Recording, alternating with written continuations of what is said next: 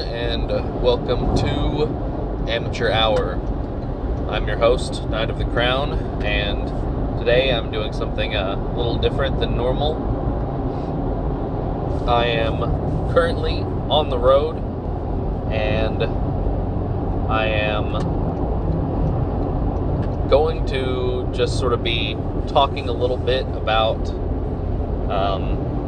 Fire Emblem. So I was thinking maybe I wanted to do a sort of introductory video about Fire Emblem. People who might be new to the series or just getting started, or maybe they feel like they need to figure out where to start with the game, and maybe which game even to start with. And also I wanted to just try out maybe just talking a little bit and kind of see what I could get from there.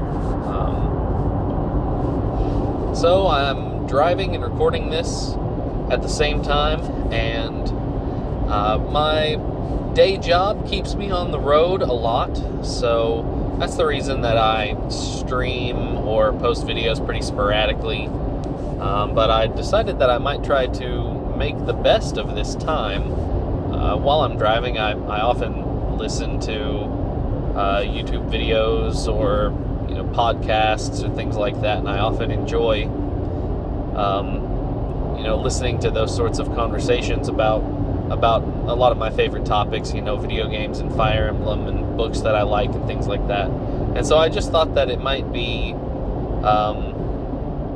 nice to sort of do something like that of my own, that people might just be able to listen to and have a good time, and maybe they'll have some comments they'd like to throw in there, or things they might want me to talk about in the next video or something like that. And so I thought I would take a minute, record some of this, and maybe just see where it goes. So today on Amateur Hour, we are going to be discussing how to start Fire Emblem, where to begin. And this is a question that some of my friends have asked me. All my friends know that I love Fire Emblem, but none of them actually play it. So all of my community discussion about Fire Emblem is all online, or Discords and forums and YouTube comment sections and things like that. I'd never really discuss Fire Emblem with any of my friends. If I do talk about it, it's pretty much just in memes. Most of them will at least recognize a Fire Emblem meme if they see it. But I have been asked by some of them, if they wanted to start playing Fire Emblem, where should they start? What game should they start with? How hard is it to get their hands on that game? And what should they try to do in their first playthrough? There are a lot of things that people might not really get at first. If they've never played a Fire Emblem game before and they jump into the wrong one, it could be difficult for them to adapt, because Fire Emblem is not the most unique game by any meaning, but it does have some mechanics and I guess a certain feel to it that could be a little different for some people. So I just wanted to sort of talk about how to start playing Fire Emblem. And so first we're going to jump into what Fire Emblem game should you play first. There are a lot of Fire Emblem games. There are, I don't know the exact number, a bunch, 15 maybe, or something like that. And really the answer to which one you should play first is, it doesn't really matter. Most of the Fire Emblem games are standalone, and most of them go off of the assumption that this might be the first Fire Emblem game you've ever played, with the exception of the Tellius games on the GameCube and Wii, respectively. Those are the only ones where the story kind of assumes that you already have some knowledge of what's going on. And I guess you could also say Shadow Dragon and New Mystery also have that going on, but I feel like it's not as big of a deal. because New Mystery has all of the prologue chapters that are like a really huge, really basic tutorial. So it's actually really easy if you somehow, for some reason, wanted to start with New Mystery of the Emblem, I guess go ahead. But New Mystery is a sequel to Shadow Dragon, and also is not available in the US in any way, shape, or form. It never got translated. So I guess if you really want your first Fire Emblem game to be a patched sequel to a game you've never played, go right ahead. But I'm going to assume you don't want that. So anyone who wants to start off, pretty much any Fire Emblem game is going to work for you. But my personal recommendation is that you start with whatever is easiest for you to get, and maybe we can break that down a little further and say, based on which one's easiest, which one should you start with. So I'm going to start with the Fire Emblem games I've played the most, which is the Game Boy Fire Emblem games.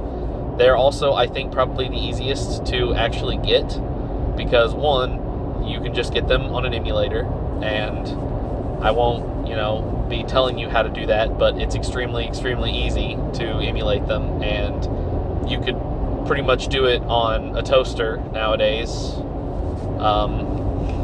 They do not take much power at all to emulate.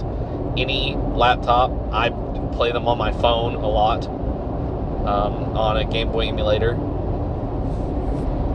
So I highly suggest, if you want a really simple introduction to Fire Emblem, play Fire Emblem 7, which is the first Fire Emblem released in the US.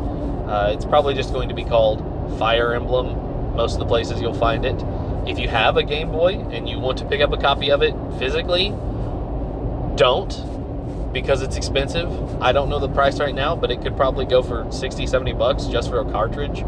I've tried finding it before. I've never found a physical copy myself, like in real life, that I can actually see and hold before I buy it.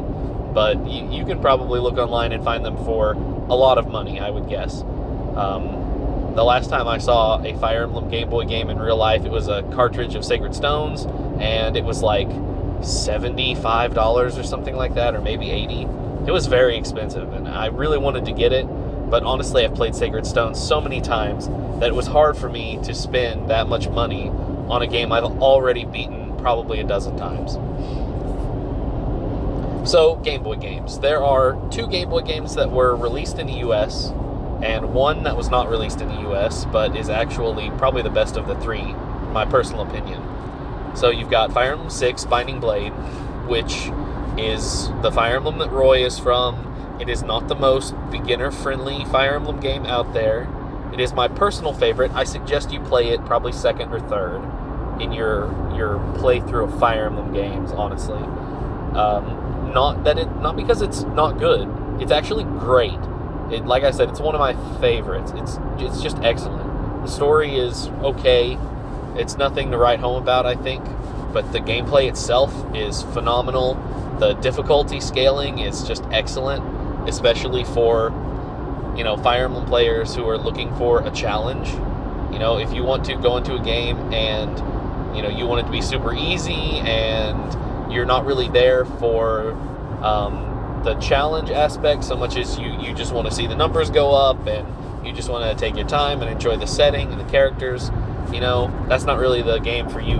But if you want a real tactical challenge, if you want to have to think a little bit in your Fire Emblem game, then Binding Blade is definitely the game for you, because it is difficult on hard mode, and even on easy mode, if you're not very experienced with Fire Emblem, it can be pretty hard. And you got Fire Emblem 7, Blazing Blade, which I would actually say is one of my top picks for a starting point for Fire Emblem. I think there are probably 3 games that I would really recommend you starting off with a Fire Emblem game. And Binding Blade is going to be one of them. It's one of my big recommendations, because Binding Blade has a really good, really in-depth tutorial for the first 10 chapters. You play Lin mode, which sort of gently introduces new players to the Fire Emblem concepts. It can be annoying for veteran players to play Lin mode, and I don't recommend, if you've already played several Fire Emblem games and you're looking for your next one, if you haven't played if you haven't played Blazing Blade at all, play it. It's excellent. I love it. It's one of my favorites. Has some of my favorite characters. But if you're looking for a challenge for veteran Fire Emblem players, probably not the best place for you. But definitely a great place to start. The first 10 chapters are Lin mode, and it's all excellent. Each chapter sort of slowly builds you into the mechanics. It teaches you, trading, attacking, rescuing, all the basic Fire Emblem mechanics for like all the Game Boy games sort of share them, and it's just really good. And then you've got the two different paths for the Elowood story and the Hector story. So there's a lot of content, lots of chapters, lots of really good stuff in Blazing Blade. I think it's excellent. I think it's a great place to start. It's one of those games that you can just go back to over and over again and just keep playing it. I've beaten Blazing Blade probably no less than 10 times, I would guess, because it's just so fun. And I love the characters, a lot of them.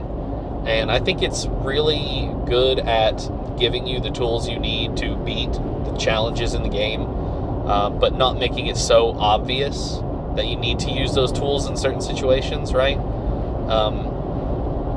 And so with that as a transition, I guess, we'll go ahead and talk about Sacred Stones. I love Sacred Stones. I think it's excellent. It is really, really good. I would probably say it's an okay place to start. It does have a pretty decent tutorial, and the first few maps are, a good introduction. They're a little faster paced than the 10-chapter tutorial that is Lin mode in FE7. But I think that Sacred Stones still does a good job of showing you all of the mechanics and teaching you about the game and not making it too difficult. That's actually the problem with Sacred Stones. It's not difficult at all. There's not a single chapter in the game that really pressures you. Maybe for new players, I guess if I look back, I've played Sacred Stones like a dozen times, but maybe my first playthrough of Sacred Stones that I did, totally blind, several years ago, I maybe remember being pretty challenged on a few maps for my very first playthrough when I was not very good at Fire Emblem, and I was still sort of learning the mechanics and didn't know the characters or the maps or anything. So there are maybe some good challenges in Sacred Stones if you really want to look at it from the lens of a new player. But I think that if you want a challenge for your first Fire Emblem game, don't pick Sacred Stones. But it is still a good game, and I totally recommend you play it at least once. Again, it's one of those games you can come back to, and it's a great base if you wanted to get into challenge runs, LTCs, or speed running, or any like weird challenges. I mean, there are channels out there that do a ton of weird like solo runs or like extra challenges on yourself in Sacred Stones. It's like a good baseline vanilla Fire Emblem game. It is nothing super special. It's also probably the easiest Fire Emblem game probably ever made, honestly. And I think that it's a pretty good place to start. But it is not my top 3. We will get to the other 2 eventually. Next, real quick, I just want to talk about the earlier games. So, like the NES and SNES games. I guess, first off, I do not recommend you start on any of them. I like all of those games. I have beaten all of those games, except for Gaiden. I didn't beat Gaiden, but I played Gaiden some. It's just so slow. It's so unbearably slow. I wouldn't recommend veterans of the series play it, because it's not that it's hard. It's not hard. It's just slow and kind of boring sometimes. So do yourself a favor. Don't play Gaiden. If you really want to go back to your Fire Emblem roots after you've played a game or two, then I think that playing the original Fire Emblem, Shadow Dragon and the Blade of Light, that's probably the best of the older Fire Emblem games. I guess of like the NES era of the two of them, right? It's still pretty slow. The animations are a bit difficult to play with, and it also doesn't have a lot of the quality of life upgrades that newer Fire Emblems have, like telling you where your units can move to, or telling you where your enemies can attack at, or not having to menu through complicated, slow stuff to move items around, or buy things from shops. Like, all of the basic Fire Emblem things are there. Attacking, leveling up, promoting, like all the basics. It's just the quality of life features are just not there. So if you want to go back to it, it's a perfectly fine experience, and it's okay to play it. Just don't start there. And then the SNES era Fire Emblem games, which are some of my favorites, honestly, but are probably not the best places to start. So you've got the sequel to Shadow Dragon and the Blade of Light, which is it just called Mystery of the Emblem? It might be. I actually don't remember. It might just be called Mystery of the Emblem. I know the remake of it is called New Mystery of the Emblem, but I don't actually remember off the top of my head. I'm just going to call it Mystery of the Emblem for now, and if that's wrong, you can kick me out of the Fire Emblem fandom. That's fine. But I think that it's actually pretty good. I like it better than its prequel, and not just because of the quality of life features that it has over top of that, because it does have some. It doesn't have everything that the newer games have, but it does have a lot of the better features we want now. It's on the SNES, and it actually comes with the entirety of Shadow Dragon and the Blade of Light on top of a new full story in the Mystery of the Emblem storyline, or whatever it's called. So you get 2 full games in it, and it's just, Shadow Dragon and the Blade of Light redone on the SNES. It doesn't have all the same characters. It doesn't have all the same maps, because they didn't have enough room on the cartridge for both full games. So some cuts had to be made in the first game, but you still pretty much get the gist. All of the big characters are there, I feel like, and it's still very, very good. And then the actual new story is also pretty nice. You get most of the same characters, some of the new characters, and it's still very fun. So, again, I wouldn't recommend starting there. It's an excellent game. I recommend you play it at some point, but probably don't start there. And then the SNES games, or I guess that was an SNES game, but you know what I mean. The Juke Droll games, Genealogy and Thracia. Okay, so I'm going to have to level with you here. These are like 2 of my favorite Fire Emblem games. They're excellent. I have only beaten each of them like maybe twice each or something like that, so I've not played them nearly as much as the Game Boy games, but they just have such a feeling to them, an environment, I guess, just the emotional toll of playing those games, the weight of the story that's actually going on. They're some of the only Fire Emblem games that I've played that I really like the story, like the overarching plot. Every Fire Emblem game has got a story, but most of those stories are just, you're the hero, and you got the special dragon's killer sword, go and murder the ancient evil dragon that's terrorizing everything. That's pretty much most Fire Emblem stories. And it's a good classic story. And it's great. It works well. It leaves a lot of room for interpretation. And a lot of the Fire Emblem games have done really well with just that simple formula. But both of these games, don't use that formula for their story. It's all... it's deeper, it's more political, it has, more characters. Honestly, if they had not had the restrictions of the SNES in that time, it could have been a real, actual, epic story.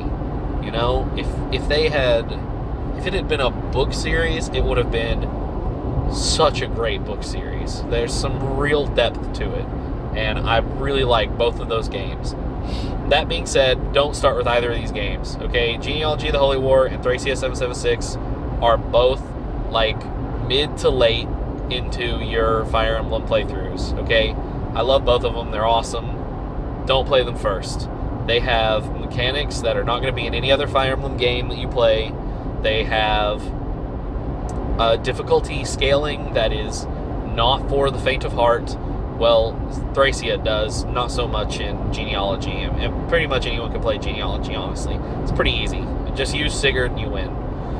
But I still wouldn't recommend it for a first-time player, because really, you want to have that feeling of using a whole army, you know, for your first time through. You want a game that lets you experiment, lets you play with different units. You want to be able to feel like you're putting together a powerful army, right? And, like, you can do that in Genealogy, but it takes some knowledge of the systems and some extra effort to be put in. So I just recommend don't start with Genealogy. And Thracia is really good, and actually it's a pretty basic Fire Emblem game. Most of the mechanics are going to be similar to other games. It has some weird stuff in there, capturing, and the escape missions are really prominent, but it's still a basic, you know, pretty much a regular Fire Emblem game. But it's super difficult, and that's part of the feeling of the world. It's part of the situation that you're supposed to be in, is that it's supposed to be hard. And I love it. I think it's great. I think the difficulty of it adds to the story, and that's what difficulty should be in a game. You know, if a game is hard, there should be a reason that it's hard, and it really gives you a great reason in the story for it being difficult. But don't start with it. Okay, and we're going to quickly cover the Tellius games, because the Tellius games are actually the only Fire Emblem games that I have never beaten. I have never beaten either of them. I have almost beaten Path of Radiance once, and I have never even actually played Radiant Dawn, because I've always been waiting to beat Path of Radiance first before moving on to Radiant Dawn. So there are two Fire Emblem games in the Tellius series, and it's one of the few times where you get a direct sequel to a Fire Emblem game, with all the same characters and everything. So, you know, Shadow Dragon and Mystery are one, and Path of Radiance and Radiant Dawn are the other. So in Path of Radiance, that's the one I've played the most of. I've almost beaten it. I've gotten to like the penultimate chapter of the game or something, and then just never went back to it. I don't know why. I can't remember exactly what was going on and that I dropped it, but I almost beat it. Honestly, it's really fun, and it starts out with a decent tutorial. It's probably not a bad place to start. Probably not my highest recommendation for a starting point, because it is a little older.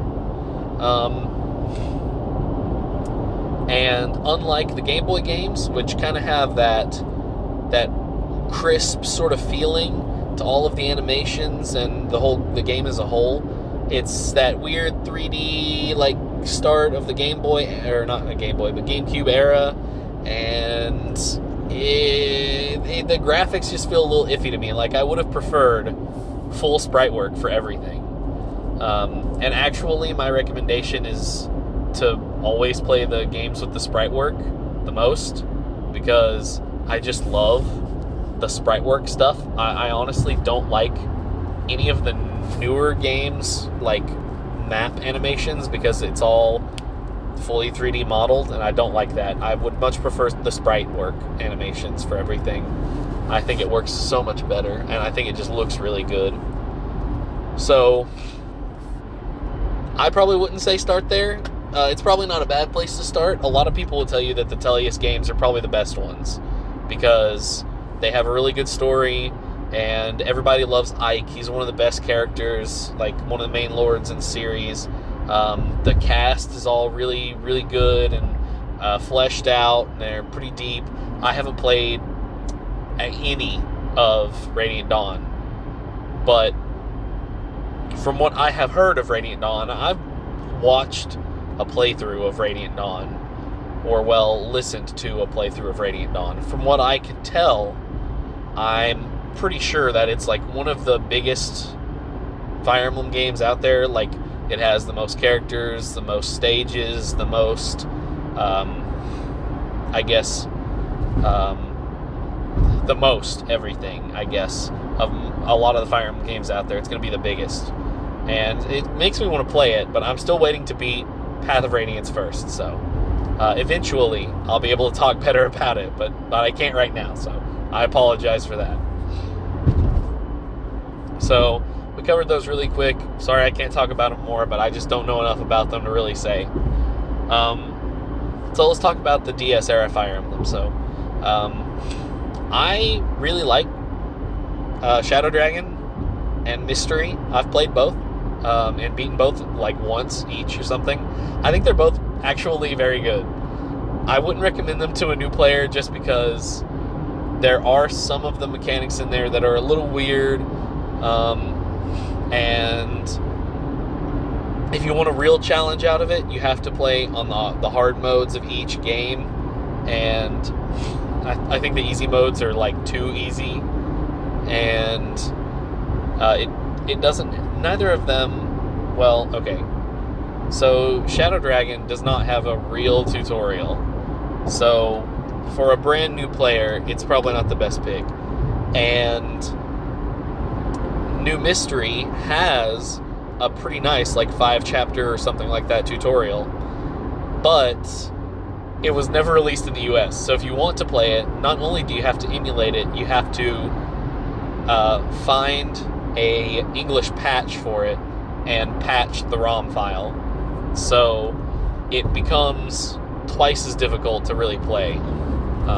And actually, all of the older games kind of share the downside of, oh, you have to emulate it, because it's either you emulate it or you spend way too much money on the game. Like, that's just a problem every Fire Emblem game has that's not out for a modern system. You're just going to have to spend a lot of money because they're expensive. And then the 3DS era Fire Emblem games, of which there are 2, and I will be counting Fates altogether as one game. So, Awakening was actually the start of my Fire Emblem journey, and some people might talk shit about that at me, or, well, maybe I won't say that, maybe cut that part out.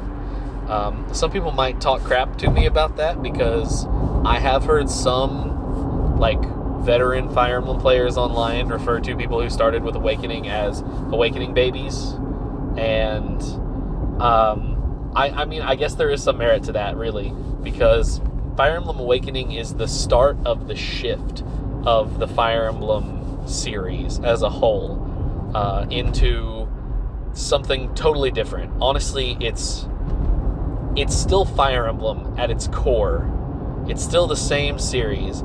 It has most of the same mechanics. It has the world story aspects. All of that is pretty similar, even past this. But you get into the more character-focused events and stories.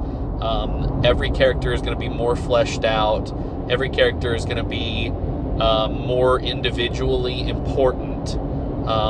Really, this game is the start of Fire Emblem games trying to get people to invest heavily into characters to the point where they will play the game specifically because of that character. So, like, and it works. It works really well. When I was playing Awakening for the first time, I was in high school, and I was absolutely head over heels for Lucina. I still am. She's still my favorite Fire Emblem character. I love her to death. But, I mean, in high school, she was absolutely my favorite. And I played Fire Emblem Awakening a whole bunch of times, and every single time it was pretty much a game of matchmaker, right? You know, that's a lot of the newer Fire Emblems focus so heavily on that it feels like they move away from their roots, right? They're not playing like Fire Emblem games because they feel more like dating sims. That is all valid. That is all valid complaints and are actually quite true. Newer Fire Emblem games focus either too much or too little on character relationships. I like Awakening. I think it's very good. And honestly, it is the second of my top 3 picks for where you should start.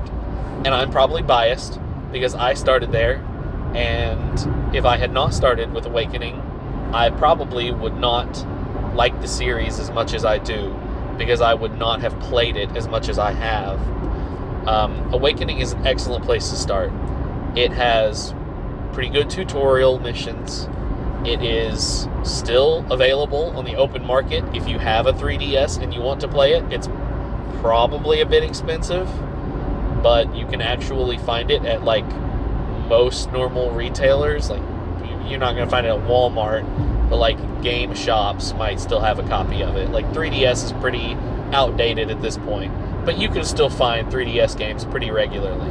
I've seen more copies of Awakening than I have of, any GameCube or like older DS or, games like that.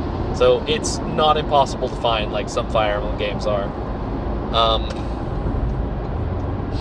And there's just the fact that if you want to keep playing Fire Emblem games and the newer Fire Emblem games really appeal to you, like you're really into shipping or waifus or whatever, like obviously those are bonuses, but like just the feeling of newer Fire Emblem games where it's almost more like you're playing an anime than a strategy war game, right? If you want that sort of feeling, the newer Fire Emblem games are for you, and Awakening specifically is excellent at that. It's got some weird story beats and some crazy stuff happens, and honestly, the animations still hold up to this day. Like, if you go and watch the actual, like, pre-rendered cutscenes, animations, and everything, they are all still very good. Like, to this day, like, they look pretty alright. They're not, like, the best, but I think they're pretty good, and some of them, I would say, are even better than some modern game animations, like the intro cutscene to Three Houses or whatever, which I've never really liked. I think that all of the Awakening cutscenes are better. And then we've got Fates. And Fates is a mixed bag at best, and the problem child at worst. So Fates took everything Awakening did really well and tried to turn it up to 11. So you've got a cast twice as big. Every character has supports with each other, just about. Almost every character can marry every other character, just about, with exceptions. And you have a huge emphasis on hero worship in this one, and that's kind of the start of it. Like, there's a lot of that going forward in the Fire Emblem series. There's some of it in Awakening, and there's always been a little bit of like, the main character is the best, we all love him, we'll literally die for the main character. Like, there's always been a little of that in previous Fire Emblem games, but it's never been like completely out there, Like, in some games it makes complete sense, like Ellawood and Hector are best friends and have been best friends for forever. And so it makes sense that they like each other and would die to protect each other. And it makes sense that their loyal retainers would do the same. And it kind of even makes sense that some of the characters they would recruit along the way might feel like that. And Ellawood and Hector feel like, competent, charismatic guys that could recruit people and lead an army. And then you get to the modern Fire Emblem games, and you've got Corrin in Fates. And Corrin, it feels like a soulless stand-in for the player. And everybody follows him and loves him because he's the main character, and that's really it. That's his only redeeming quality for them. Is that he's the main character. Corrin can do no wrong. Now, I don't want you to confuse me talking bad about Fates as me not liking Fates, because I like Fates. I actually really like Fates. It's pretty good. It would probably be in the top half of Fire Emblem games for me, honestly. Just because I played it a lot. It was the second Fire Emblem game I played. I was still in the 3DS era. It came out not long after Awakening, and I loved Awakening. So when this new one came out, I was like, whoa, more Fire Emblem? I want more of this. And so of course I played it. Now that being said, Fates is, it's a ride. So Fates is not where I would start playing Fire Emblem, and yeah, I wouldn't recommend other people to start there either. I would probably recommend you play it at some point, but just don't start there. It has tutorial levels. It doesn't really have any complicated gameplay mechanics. That being said, the ceiling for Fates and Awakening both are very high. But the floor is really low for both of them as well. Both of them have modern difficulty scales. So you got easy, normal, and hard, and then maddening and maddening plus for both.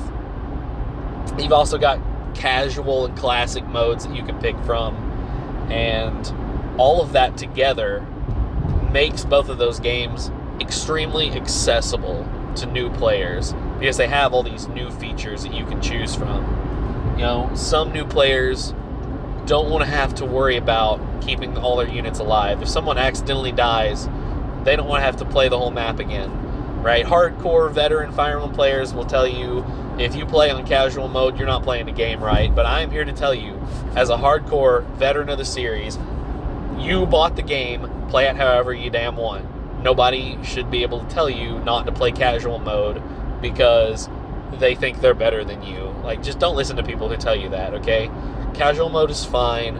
If you want to play, easy casual mode because you just like the characters, you just like the animations, you like to see the numbers go up, you enjoy the story, you just want to see the game, you don't care about it being hard, do that.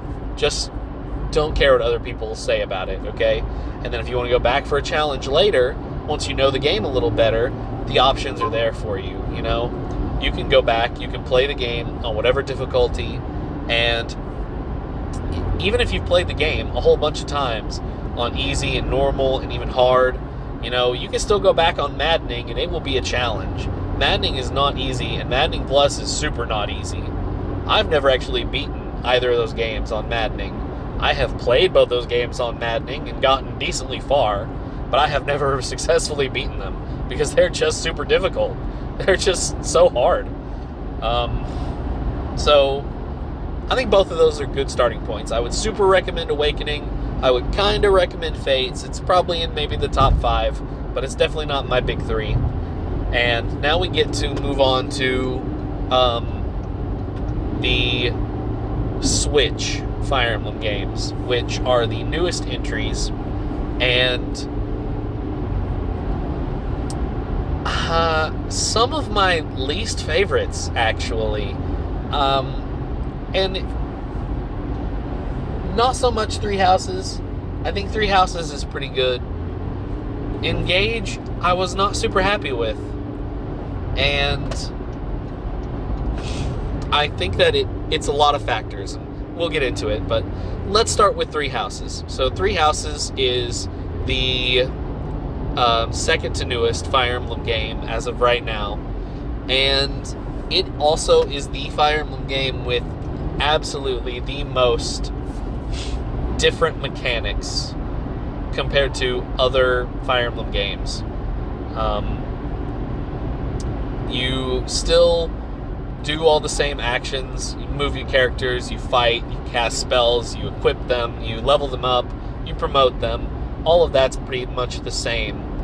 But the game adds in this whole new quality of the academy, and you're basically, there's two sides to your main character. They're a fighter, a mercenary, but they're also a teacher. And so half of the game is combat, and half of the game is Garrigmach Monastery, where you are a teacher at the Officers Academy, and you have to make sure that your students are learning what they need to learn to get to their promotions, to upgrade their skills. And you can spend a lot of time in Garrigmach in a playthrough of 3 Houses. You can spend as much time in Garrigmach or more time in Garrigmach than you can actually spend in combat, actually moving and playing the strategy portion of the game. There's just so much to do. There's so much min-maxing and optimizing that you can do that, honestly, I think it takes away from what Fire Emblem is at its core. Because Fire Emblem, at least to me, traditionally, is not a game where you are supposed to be able to absolutely steamroll, like power level, min-max all of your characters. It's a game where you're supposed to struggle a little bit. You have to think about your decisions, right? But if you spend 3 hours in Garrigmach and you know exactly what you need to do in every chapter, you're just going to steamroll every fight. Whatever characters you want are going to be so strong that you just slaughter everything. And that's not the case on like the higher difficulties. If you're playing Maddening or Maddening Plus, maybe, is that what it's even called in 3 Houses? I don't actually know. I've only ever beaten it on hard. But if you go up, right, in difficulties, like, then you have to do the Garrigmach preparations to even really have a chance of beating it. And I'm not a fan of that.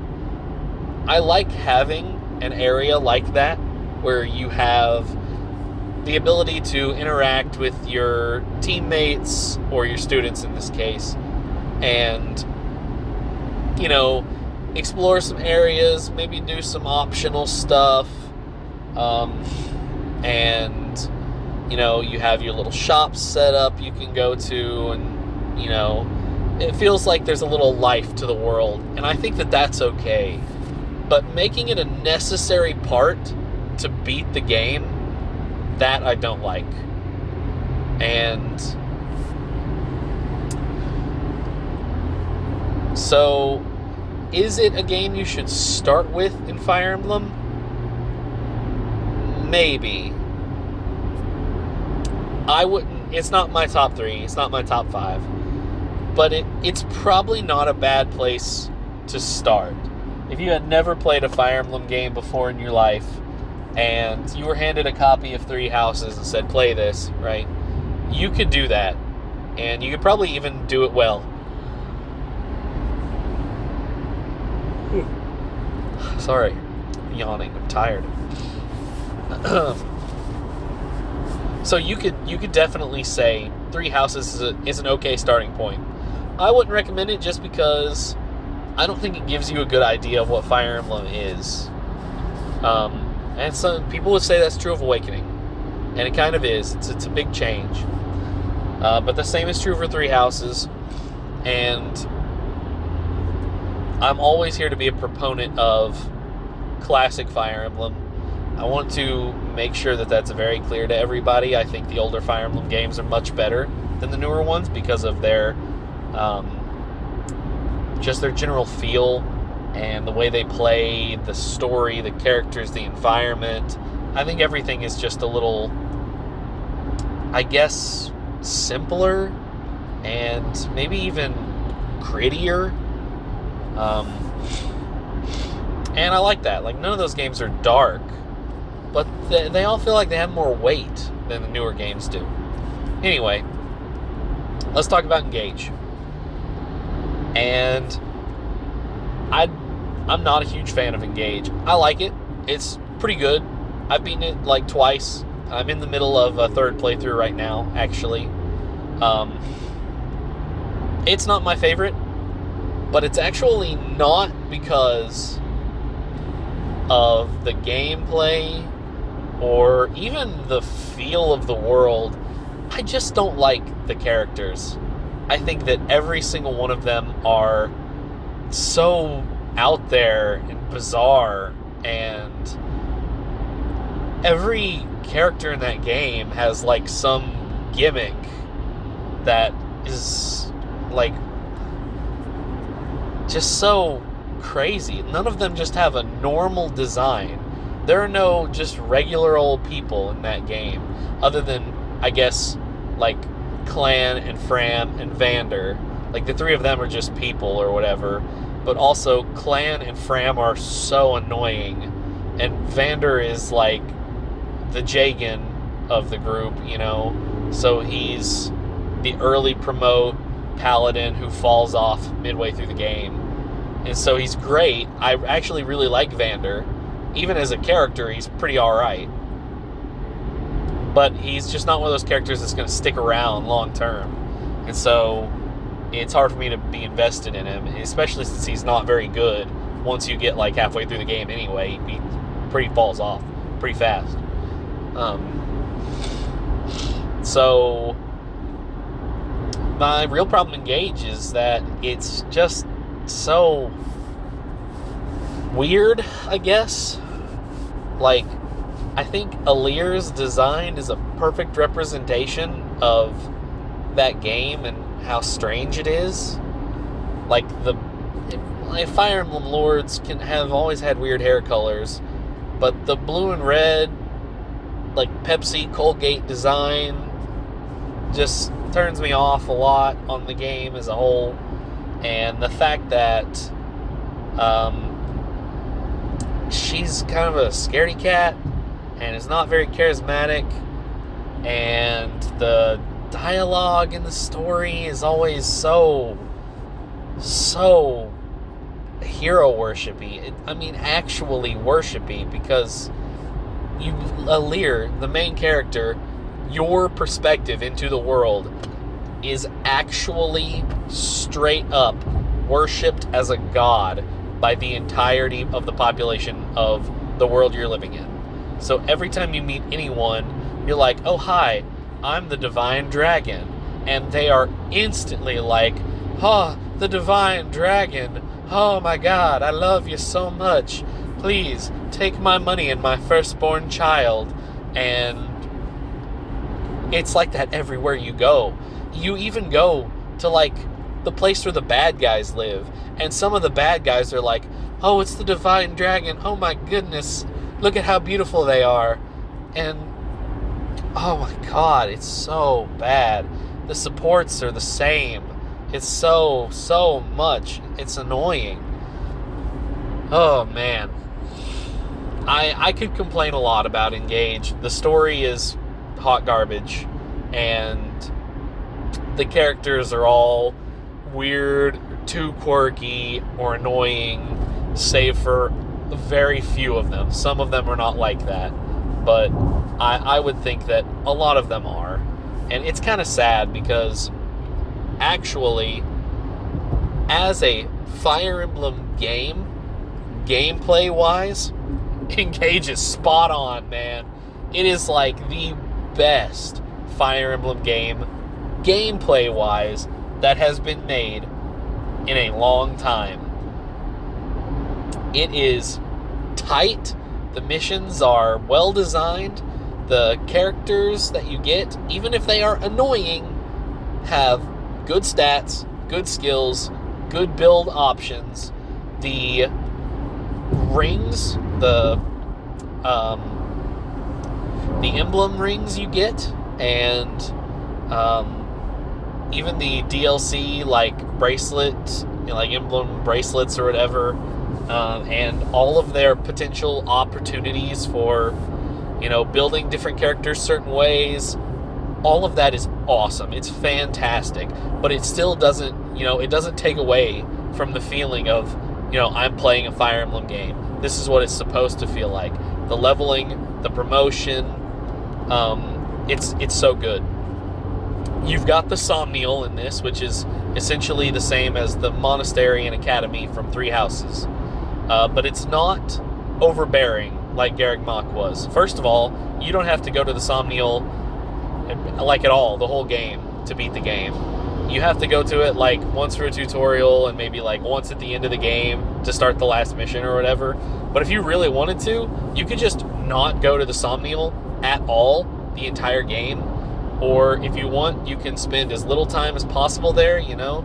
You go, you buy your weapons, you sell some things, you look at the shops, maybe you talk to a couple people that you like, and that's it, you leave, right? It's so easy to deal with. And you can spend a lot of time at the Somniel doing the same stuff you could at Garreg Mach, you know, min-maxing everything, you know, doing your optional stuff for some extra stat boosts like meals, exercising.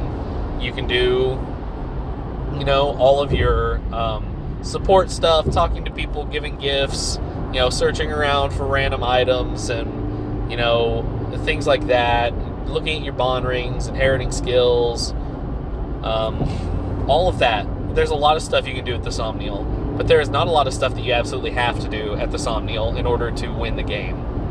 I think that is great design, and you know, there are people out there who don't like the Somniel, but honestly, it is so less oppressive than Garreg Mach that I'm okay with it. I honestly still wish it was less oppressive, because I do feel like on the harder difficulties, you have to use it a lot to beat the game. I wish that wasn't the case, especially like a great example of how it's too oppressive is the exercising. So between every mission, you can go play a little mini game and get a boost to one of your stats based on an exercise that you perform. So push-ups or sit-ups or I don't know, whatever the third thing is. There's 3 of them. I only ever do push-ups because it's +2 strength, and that's super, super useful. But it makes you feel like you have to go and play the push-up game between every single chapter. And the push-up game takes too long. It's too much, and I don't want to have to do that. I wish there was a way for me to skip it, especially after I already do it several times and get an SSS rank on doing the push-ups. Obviously, I can sit there and watch the screen and press A every few seconds. Like, I can do that. Let me skip it, please. I don't want to have to do this. Just give me the bonus +2 strength. I would love that. Thank you. Cooking's not so bad. You know, you go, you pick a couple people to eat with, you choose the dish. That's it. That's pretty much all you have to do. Everything else is easy. There's an arena for some bonus XP. There's, you know, you can go in and polish the rings and inherit skills and stuff, and all that's a little annoying, but, you know, for the most part, it's pretty self-explanatory. It's pretty easy. I think that's great.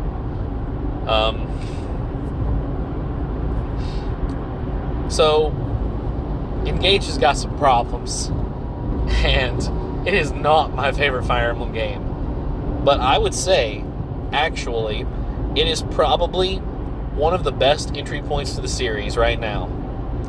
And it's probably second of the games I would recommend you start at. I think first I'd recommend Blazing Blade, and then second I'd probably say Engage, and third I'd say Awakening.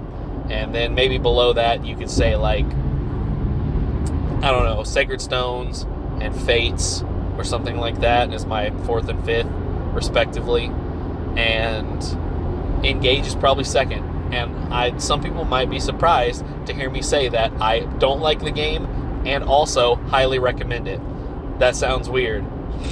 But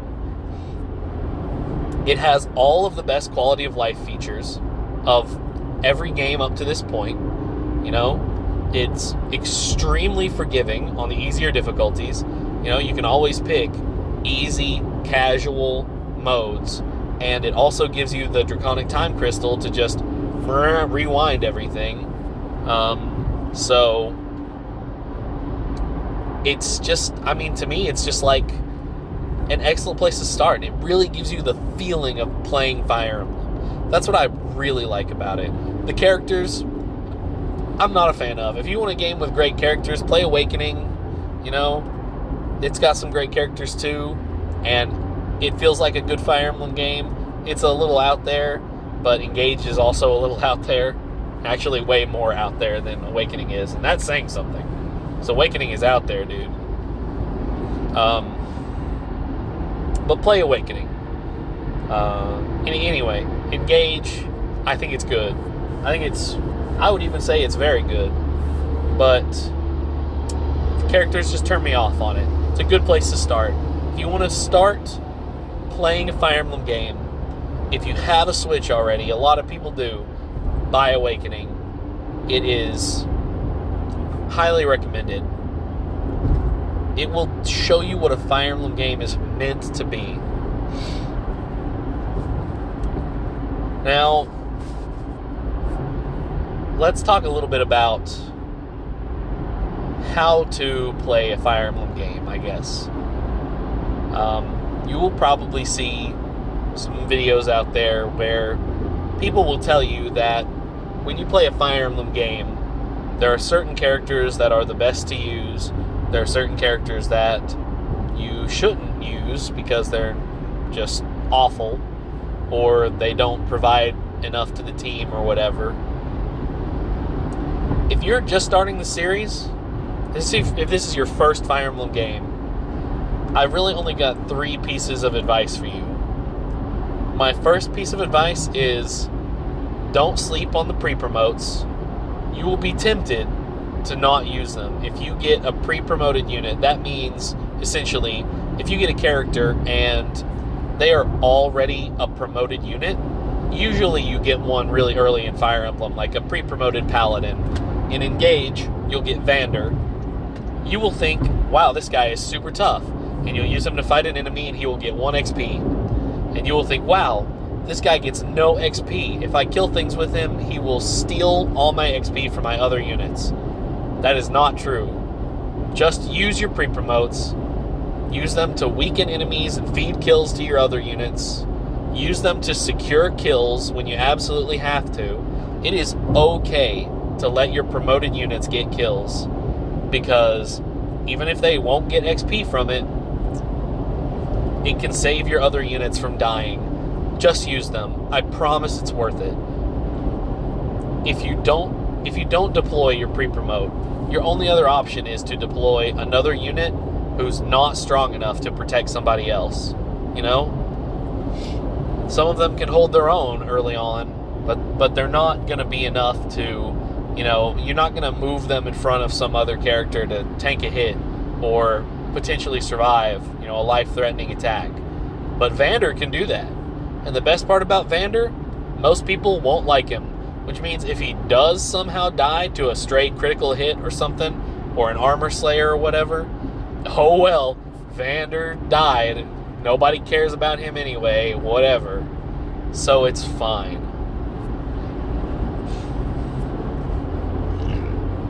My second piece of advice is don't stress over when you promote characters. In Fire Emblem, characters can start promoting at level 10, but they can go up to a max level of 20. At least in most of the games, that's the case. So when you promote a character is a topic of debate. Should you promote them as early as possible to get the sweet, sweet promotion bonuses? Or should you wait so that you're not missing out on 10 levels of, potential extra points? Essentially, if you have a character that starts at level 1 and you level them up to level 10 and then immediately promote them, then that means that character's max level, quote-unquote, is 30. Because you got them to level 10, you promoted them, then they have 20 more levels to grow after that. So you've got 30 levels worth of stats. You could potentially have 10 more levels of stats on that if you just had waited 10 more levels before promoting. There are a few issues with that. The higher level you get, the less XP you get from fights against lower level enemies. And also, the promotion bonuses are often really, really nice. You get extra movement, higher stats. You might get a mount for a lot of extra movement. You might might get a flying character, you might get, the ability to use newer weapons or better stuff, or, a new weapon type like spells or axes or whatever you get from promoting. It's usually really, really good, right? So you go without those things for longer, and it makes the game harder on you in the short term, but maybe easier on you in the long term. I'm here to tell you that you can beat the game no matter when you promote your characters. Alright? If you want to promote them as soon as they hit level 10, do it, man. You do you. And if you're not playing on the hardest difficulty, you'll still be able to beat the game. Like, it doesn't matter. Promote your units whenever you want. If you really, really like a unit, if you want to heavily invest in a character, I would say probably try to get them to level 20 or at least like 18 or 19 before you promote.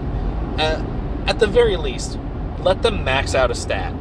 That's usually a good indicator of when you should promote a unit, is whatever stat they seem to excel at, if it's defense or strength or magic or speed or skill, whatever. Once they max out that skill, that stat, just promote them then, because there's no chance they're going to get any more of it because it's maxed out, and their maximum will increase after their promotion. So that only makes sense. In older games like the GBA games, you've got like mercenaries and myrmidons. Both of them are pretty fast, and one of them leans heavily towards skill, one of them leans heavily towards strength. So like if you have a myrmidon and he's capped his skill and speed, there's no reason to level him up anymore.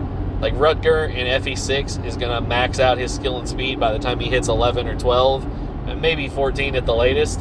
After he caps skill and speed, just promote him. There's no reason not to. All he needs is skill and speed. If he can hit things and outspeed them, he's going to be fine. Alright? You can always compensate a few points of strength by just giving him a better weapon. Rutger holding one of the legendary swords in that game, he's going to kill things no matter what. So it doesn't matter if he's got 2 or 3 more points of speed. And it's like that in a lot of the newer games too. So if you have a character that's very fast and they cap their speed and skill or something else or whatever, just go ahead and promote them. It's fine. And don't worry too much about side promoting. It's like in the newer games, you have like second seals where you can change a character's class and sort of like experiment with different skill sets and different movement types, and it sort of changes their growth rates for stats and stuff. Don't worry about that too much when you're starting off. If you really like a certain class, maybe you really like Pegasus Knights because they are cool looking, and Pegasi, the flying horses are cool, right? I love Pegasus. Pegasus Knights are my favorite class in Fire Emblem, and I always use a lot of them, so I like to change some of my characters over to Pegasus Knights a lot and keep them in those classes throughout a lot of the game. You can do that, but just don't worry about it too much. Don't think too hard about it, because it really won't kill your game unless you're on the really higher difficulties. I'm not here to tell you how to beat the highest difficulties, because I don't know how to do that. I'm just here to tell you how to start. So you get into it, you get some second seals, and you think to yourself, man, I really love Sword Masters. That's my favorite class in this game. Man, change all your characters to sword fighters, alright? I'm telling you right now, if you take a team of like 10 sword fighters, like 10 sword masters with maxed out speed and skill and high strength and good weapons into the final battle, you'll kill everything, alright? It doesn't matter, because Fire Emblem games are forgiving like that. As long as you don't absolutely like mess up your whole game, like take a bunch of weak units in, as long as you take things that are pretty much on level and have good stats and skills and weapons, whatever, man, you'll slaughter everything. Don't worry about it. I really like games that give you a lot of freedom like that. And Engage is one of those games where it gives you a lot of freedom with your characters. Technically, any character in Engage can become any class. It takes a little bit of effort, and you kind of have to understand the weapon systems and inheriting skills and stuff with your emblem rings. So maybe you don't have to think about it too hard, right? But pretty much any character in the game can become any class. Some of them can't. A few of them are restricted to gender or whatever. But I think that it's a really good system. I think it works pretty well. So don't worry about that. And finally, my third piece of advice is don't worry about which characters are the best. Worry about the characters you like. That's how it is in every Fire Emblem game I've ever played. Okay, if you like a character, use that character. That's how it is. And as long as you're not playing on the hardest difficulty, actually, even if you are playing on the hardest difficulty, you pretty much use any character and beat the game. You just have to know the tricks of the trade for each game. But on easier difficulties, starting out, especially like your first playthrough, use the characters you like. Like, if you really like, I don't know, Gwendolyn from FE6, who's terrible. She's so bad. But if you like her, use her. I've used her. I've beaten the game with her. I've killed the final boss with her before in FE6. You can do it. She's just hard to train. There's really no bad character in any Fire Emblem game. There are only low investment and high investment characters. So, for a character to be good, you can give them a ton of your resources. Stat boosters, feeding XP, all the best weapons and skills, and they will be monstrous. There are just characters in the game who can do that without the same amount of investment. So if you don't have to give somebody a stat booster and they're still going to be just as good, that makes them objectively better than other characters. But don't worry about that. Don't worry about what's the best. Don't worry about tier lists or, other people will tell you, use these units because of X, Y, and Z. That's fine. There are probably some units that you should use because they're really good. Usually your main character is going to be great. But just use characters you like. It is okay to do that. I really like Rebecca from FE7. She sucks, though. She's really bad. She's like the worst archer in the game. There are only a few archers in that game, but she's the worst of them. And I still like her. And I still use her, even though she's not good. Or another good example is, I don't know, it's hard to pick one from Awakening because pretty much anybody can be good in Awakening. And my favorite units in Awakening are like the best units in the game. Like, I love Lucina, and she's, depending on who her mother is, she can potentially be one of your best units. It's like Crom Sumia is my normal pairing in Awakening, and if Sumia is Lucina's mother, she is absolutely a monster. She's so fast and super strong. I don't know. There are bad characters in every game, but if you like them, just use them. Like, you can make them good.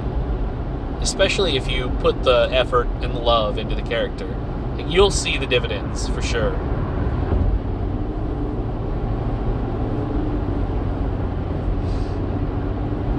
Okay, so I think I'm about at the end of my rant here, my tirade about these games. And I just want to touch on a couple more points. The first point I want to touch on is Fire Emblem Echoes Shadows of Valentia. I did not talk about that one earlier because I forgot about it. And I'd like to just go ahead and say that it is okay. And it kind of sits somewhere around, like I mentioned Gaiden at the start of all this. It's literally exactly the same as Gaiden, except it has, the nicer, newer quality of life features that Gaiden doesn't have. So it's not nearly as slow and pathetic as Gaiden. I still wouldn't recommend it as a first because it has so many mechanics in it that are different. The normal Fire Emblem games, it has a lot of differences.